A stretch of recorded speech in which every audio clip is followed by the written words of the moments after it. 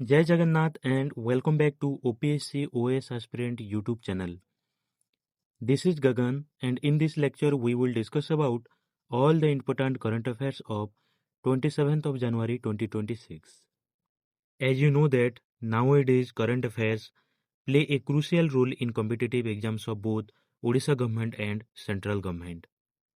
So watch till the end and don't forget to subscribe to our YouTube channel and hit the bell icon for more informative videos like this.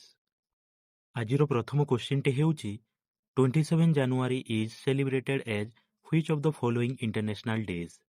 ଏହାର ସଠିକ୍ ଉତ୍ତରଟି ହେବ option C international Holocaust remembrance day. ପ୍ରତିବର୍ଷ ଜାନୁଆରୀ 27 ତାରିଖକୁ ଅନ୍ତର୍ଜାତୀୟ ହଲୋକଷ୍ଟ ସ୍ମୃତି ଦିବସ ଭାବରେ ପାଳନ କରାଯାଇଥାଏ। ଏହା ଦ୍ୱିତୀୟ ବିଶ୍ୱଯୁଦ୍ଧ ସମୟରେ ନାଜି ଶାସନରେ ପ୍ରାଣ ହରାଇଥିବା ଲୋକମାନଙ୍କର ସ୍ମୃତିରେ ପାଳିତ ହୋଇଥାଏ। 1945 ମସିହା ଜାନୁଆରୀ 27ରେ ସୋଭିଏତ୍ ସେନା ଦ୍ୱାରା ଅଶ୍ୱିଜ୍ କ୍ୟାମ୍ପ ମୁକ୍ତ ହୋଇଥିଲା ଓ ମିଳିତ ଜାତିସଂଘ ପକ୍ଷରୁ 2005 ମସିହାରେ ଏହି ଦିବସ ପାଳନ ପାଇଁ ଘୋଷଣା କରାଯାଇଥିଲା। ଏହାର ମୁଖ୍ୟ ଉଦ୍ଦେଶ୍ୟ ହେଉଛି ଭବିଷ୍ୟତରେ ଏଭଳି ଗଣହତ୍ୟା ରୋକିବା ପାଇଁ ଶିକ୍ଷା ପ୍ରଦାନ କରିବା। ଏହି ଦିନ ସାରା ବିଶ୍ୱରେ ଶାନ୍ତି ଏବଂ ମାନବିକ ଅଧିକାର ସୁରକ୍ଷା ପାଇଁ ଶପଥ ନିଆଯାଏ। ଆମର ପରବର୍ତ୍ତୀ କ୍ୱେଶ୍ଚିନ୍ଟି ହେଉଛି recently who among the following Odisha police officers was honoured with the prestigious governor's medal for exemplary service. ଏହାର ସଠିକ୍ ଉତ୍ତରଟି ହେଉଛି ଅପସନ୍ ବି ପ୍ରତୀକ ସିଂ। ମନେ ରଖିବେ 77ତମ ସାଧାରଣତନ୍ତ୍ର ଦିବସ ଅବସରରେ ପୁରୀ ଏସ୍ପି ପ୍ରତୀକ ସିଂଙ୍କୁ ରାଜ୍ୟପାଳ ଏହି ପଦକ ପ୍ରଦାନ କରିଛନ୍ତି। ଓଡ଼ିଶାର ବର୍ତ୍ତମାନ ରାଜ୍ୟପାଳ ଶ୍ରୀ ଡକ୍ଟର ହରିବାବୁ ଖମ୍ମପତି ଏହି ସମ୍ମାନଜନକ ପଦକରେ ସମ୍ମାନିତ କରିଛନ୍ତି। ପୁରୀ ଜିଲ୍ଲାରେ ଆଇନ ଶୃଙ୍ଖଳା ରକ୍ଷା ଏବଂ ଉଲ୍ଲେଖନୀୟ ସେବା ପାଇଁ ସେ ଏହି ପୁରସ୍କାର ପାଇଛନ୍ତି। ପ୍ରତୀକ ସିଂହ 2014 ବ୍ୟାଚ୍ର ଜଣେ ଦକ୍ଷ ଭାରତୀୟ ପୋଲିସ ସେବା ବା IPS ଅଧିକାରୀ ଅଟନ୍ତି। ବିଶେଷ କରି ଶ୍ରୀମନ୍ଦିର ସୁରକ୍ଷା ଓ ରଥଯାତ୍ରା ପରିଚାଳନାରେ ତାଙ୍କର ପ୍ରମୁଖ ଭୂମିକା ରହିଥିଲା। ପୁଲିସ ପ୍ରଶାସନରେ ସ୍ୱଚ୍ଛତା ଏବଂ ସାଧାରଣ ଲୋକଙ୍କ ସହଯୋଗ ପାଇଁ ସେ ବେଶ୍ ଜଣାଶୁଣା।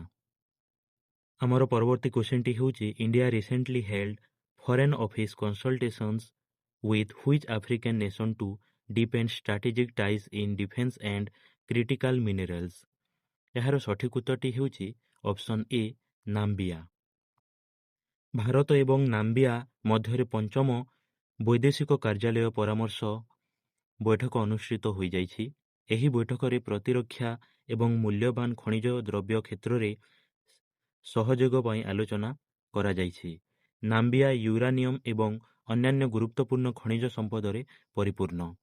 ଭାରତ ନିଜର ଶକ୍ତି ସୁରକ୍ଷା ପାଇଁ ଏହି ଦେଶ ସହ ସମ୍ପର୍କ ସୁଦୃଢ଼ କରିବାକୁ ଚାହୁଁଛି। ଉଭୟ ଦେଶ ବାଣିଜ୍ୟ ଏବଂ ସ୍ୱାସ୍ଥ୍ୟ କ୍ଷେତ୍ରରେ ମଧ୍ୟ ମିଳିତ ଭାବେ କାର୍ଯ୍ୟ କରିବେ। ଏହି କୂଟନୈତିକ ସମ୍ପର୍କ ଆଗାମୀ ଦିନରେ ଅଧିକ ଶକ୍ତିଶାଳୀ ହେବାକୁ ଯାଉଛି। ଆମର ପରବର୍ତ୍ତୀ କ୍ୱେଶ୍ଚିନ୍ଟି ହେଉଛି which state government recently announced the launch of a 25,000 monthly support scheme for researchers. ଏହାର ସଠିକ୍ ଉତ୍ତରଟି ହେଉଛି ଅପସନ୍ ସି ଆସାମ। ଆସାମ ସରକାର ଗବେଷକମାନଙ୍କ ପାଇଁ ଏକ ବଡ଼ ଆର୍ଥିକ ସହଯୋଗ ଯୋଜନା ଘୋଷଣା କରିଛନ୍ତି। ଏହି ଯୋଜନା ଅଧୀନରେ ଗବେଷକମାନଙ୍କୁ ମାସିକ 25,000 ଟଙ୍କା ଷ୍ଟାଇପେଣ୍ଡ ମିଳିବ। ଅଟଳ ବିଚଲ ଅଗ୍ରଗାମୀ ଆସାମ ଯୋଜନା ମାଧ୍ୟମରେ ଏହି ସହାୟତା ଯୋଗାଇ ଦିଆଯିବ। ଉଚ୍ଚଶିକ୍ଷା ଏବଂ ନୂତନ ଉଦ୍ଭାବନକୁ ପ୍ରୋତ୍ସାହିତ କରିବା ପାଇଁ ଏହାର ମୁଖ୍ୟ ଉଦ୍ଦେଶ୍ୟ। ଭିନ୍ନକ୍ଷମ ଗବେଷକମାନଙ୍କ ପାଇଁ ଏହି ଅଗ୍ରିମ ରାଶିଟି 40,000 ଟଙ୍କା ରଖାଯାଇଛି। ଶିକ୍ଷା କ୍ଷେତ୍ରରେ ରାଜ୍ୟକୁ ଆଗେଇ ନେବା ପାଇଁ ମୁଖ୍ୟମନ୍ତ୍ରୀ ଏହି ପଦକ୍ଷେପ ନେଇଛନ୍ତି। ଆମର ପରବର୍ତ୍ତୀ କ୍ୱେଶ୍ଚିନ୍ଟି ହେଉଛି IPS officer Ravishankar Chhabi was recently appointed on central deputation to serve in which position within the central reserve police force or CRPF। ଏହାର ସଠିକ୍ ଉତ୍ତରଟି ହେଉଛି option C deputy inspector general or DIG। ମନେ ରଖିବେ ରବିଶଙ୍କର ଛବିଙ୍କୁ କେନ୍ଦ୍ରୀୟ ରିଜର୍ଭ ପୋଲିସ ବଳ ବା CRPFରେ ନିଯୁକ୍ତି ମିଳିଛି। ସେ ବର୍ତ୍ତମାନ ଏହି ବାହିନୀର deputy inspector general or DIG ଭାବେ କାର୍ଯ୍ୟ କରିବେ। ସେ ଉତ୍ତରପ୍ରଦେଶ କ୍ୟାଡରର 2007 ବ୍ୟାଚ୍ର ଜଣେ ଦକ୍ଷ IPS ଅଧିକାରୀ ଅଟନ୍ତି। ପୂର୍ବରୁ ସେ ବିଭିନ୍ନ ଗୁରୁତ୍ୱପୂର୍ଣ୍ଣ ପଦବୀରେ ସଫଳତାର ସହ କାର୍ଯ୍ୟ କରିଛନ୍ତି। ତାଙ୍କର କାର୍ଯ୍ୟଦକ୍ଷତା ପାଇଁ ସେ ଅନେକ ପୋଲିସ ପଦକ ମଧ୍ୟ ହାସଲ କରିଛନ୍ତି। ଆମର ପରବର୍ତ୍ତୀ କ୍ୱେଶ୍ଚିନ୍ଟି ହେଉଛି the ministry of external affairs has recently appointed Muan Pui Saiawi as the next High Commissioner of India to which country? ଏହାର ସଠିକ ଉତ୍ତରଟି ହେଉଛି ଅପସନ୍ ବି ନ୍ୟୁଜିଲାଣ୍ଡ। ମୁଆନ୍ ପୁଇ ସାଇୱିଙ୍କୁ ନ୍ୟୁଜିଲାଣ୍ଡରେ ଭାରତର ପରବର୍ତ୍ତୀ ହାଇକମିଶନର ଭାବେ ନିଯୁକ୍ତ କରାଯାଇଛି। ସେ 2005 ବ୍ୟାଚ୍ର ଜଣେ ଦକ୍ଷ ଭାରତୀୟ ବୈଦେଶିକ ସେବା ବା IFS ଅଧିକାରୀ ଅଟନ୍ତି। ବର୍ତ୍ତମାନ ସେ ବୈଦେଶିକ ବ୍ୟାପାର ମନ୍ତ୍ରାଳୟରେ ଯୁଗ୍ମ ସଚିବ ଭାବେ କାର୍ଯ୍ୟ କରୁଛନ୍ତି। ତାଙ୍କ ମୂଳ ଲକ୍ଷ୍ୟ ହେଉଛି ଭାରତ ଓ ନ୍ୟୁଜିଲାଣ୍ଡ ମଧ୍ୟରେ ଦ୍ୱିପାକ୍ଷିକ ସମ୍ପର୍କ ବଢ଼ାଇବା ଓ ସୁଦୃଢ଼ କରିବା। ସେ ମିଜୋରାମ ରାଜ୍ୟର ଜଣେ ଅଭିଜ୍ଞ କୂଟନୀତିଜ୍ଞ ଭାବେ ଜଣାଶୁଣା। ତତ୍ସହିତ ଜାଣି ରଖନ୍ତୁ ସେ ନୀତା ଭୂଷଣଙ୍କ ସ୍ଥାନରେ ଏହି ଗୁରୁତ୍ୱପୂର୍ଣ୍ଣ ଦାୟିତ୍ୱ ତୁଲାଇବେ। Following a recent leadership transition, who has been appointed as the new Chief Executive Officer of Eternal Group? ଏହାର ସଠିକ ଉତ୍ତରଟି ହେଉଛି ଅପସନ୍ ବି ଅଲବିନ୍ଦର ଧିନ୍ସା। ଅଲବିନ୍ଦର ଧିନ୍ସା ଇଟର୍ନାଲ ଗ୍ରୁପର ନୂତନ ମୁଖ୍ୟ କାର୍ଯ୍ୟନିର୍ବାହୀ ଅଧିକାରୀ ଭାବରେ ନିଯୁକ୍ତ ହୋଇଛନ୍ତି। ସେ ପୂର୍ବରୁ ବ୍ଲିଙ୍କିଟ୍ର ସଂସ୍ଥାପକ ଏବଂ CEO ଭାବେ କାର୍ଯ୍ୟ କରୁଥିଲେ।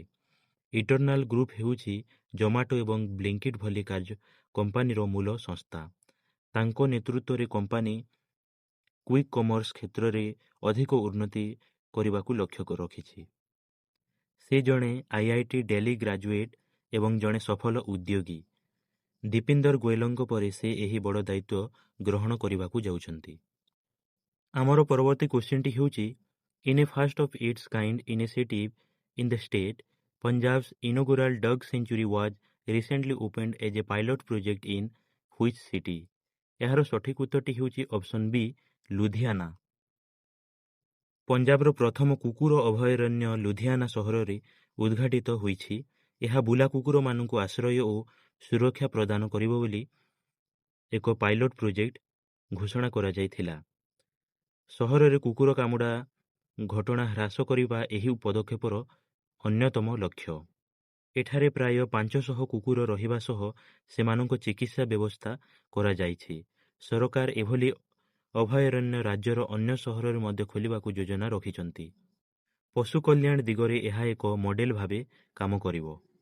ଆମର ପରବର୍ତ୍ତୀ କ୍ୱେଶ୍ଚିନ୍ଟି ହେଉଛି the prestigious Indira Gandhi prize for peace, disarmament and development 2025 has been awarded to which prominent Mozambican humanitarian and activist?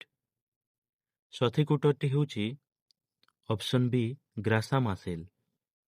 ଗ୍ରାସା ମାସେଲଙ୍କୁ 2025 ପାଇଁ ସମ୍ମାନଜନକ ଇନ୍ଦିରା ଗାନ୍ଧୀ ଶାନ୍ତି ପୁରସ୍କାର ମିଳିଛି।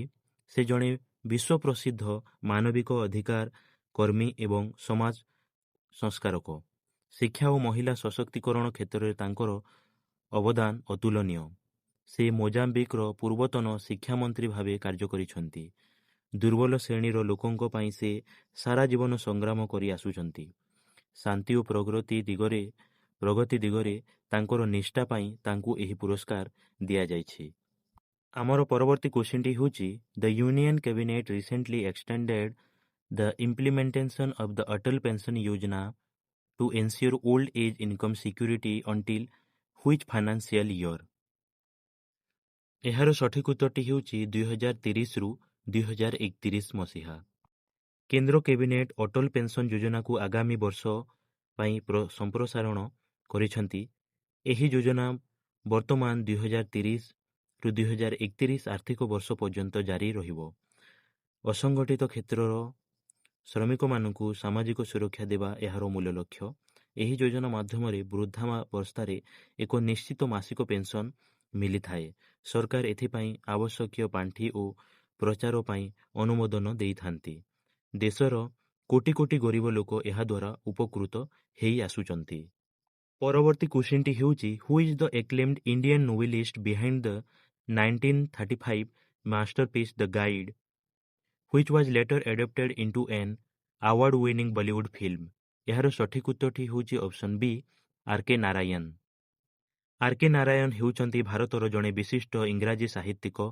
ତାଙ୍କ ଦ୍ୱାରା ଲିଖିତ ଦ ଗାଇଡ୍ ଉପନ୍ୟାସ 1985 ମସିହାରେ ପ୍ରକାଶିତ ଲାଭ କରିଥିଲା। ମନେ ରଖିବେ, ଏହି କଲାକୃତି ପାଇଁ ତାଙ୍କୁ କେନ୍ଦ୍ର ସାହିତ୍ୟ ଏକାଡେମୀ ପୁରସ୍କାରରେ ସମ୍ମାନିତ କରାଯାଇଛି। ଏହା ରାଜୁ ନାମକ ଜଣେ ବ୍ୟକ୍ତିର ଦୈନନ୍ଦିନ ଜୀବନ ଓ ପରିବର୍ତ୍ତନର କାହାଣୀ ଉପରେ ପର୍ଯ୍ୟବେସିତ। ପରବର୍ତ୍ତୀ ସମୟରେ ଏହାକୁ ନେଇ ଏକ ସଫଳ ଚଳଚ୍ଚିତ୍ର ମଧ୍ୟ ନିର୍ମାଣ କରାଯାଇଥିଲା।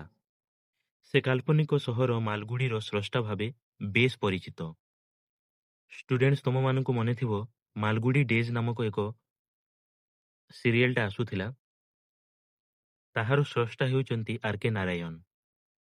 Honestly feeling nostalgic. ପରବର୍ତ୍ତୀ କ୍ୱେଶ୍ଚିନ୍ଟି ହେଉଛି, under the Swachh Bharat mission urban which city in Uttar Pradesh recently achieved a major milestone by becoming the first to reach 100% scientific processing of solid waste? ଏହାର ସଠିକ ଉତ୍ତରଟି ହେଉଛି ଅପସନ୍ ସି, ଲକ୍ଷ୍ନୌ। ଉତ୍ତର ପ୍ରଦେଶର ରାଜଧାନୀ ଲକ୍ଷ୍ନୌ ଏକ ବଡ଼ ସଫଳତା ହାସଲ କରିଛି, କାରଣ ସ୍ୱଚ୍ଛ ଭାରତ ମିଶନ ଅଧୀନରେ ଏହା 100% ବୈଜ୍ଞାନିକ ବର୍ଜ୍ୟବସ୍ତୁ ପରିଚାଳନା କରୁଛି। ଏହି ସଫଳତା ପାଇବାରେ ଏହା ରାଜ୍ୟର ପ୍ରଥମ ସହର ଭାବେ ଗୌରବ ଅର୍ଜନ କରିଛି।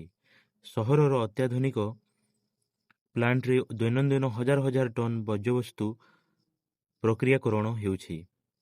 ଏହାଦ୍ୱାରା ପରିବେଶ ପ୍ରଦୂଷଣ ହ୍ରାସ ପାଇବା ସହ ସହର ସଫା ରହୁଛି। ସ୍ଥାୟୀ ସହର ଗଠନ ଦିଗରେ ଏହା ଏକ ପ୍ରେରଣାଦାୟୀ ପଦକ୍ଷେପ ଅଟେ।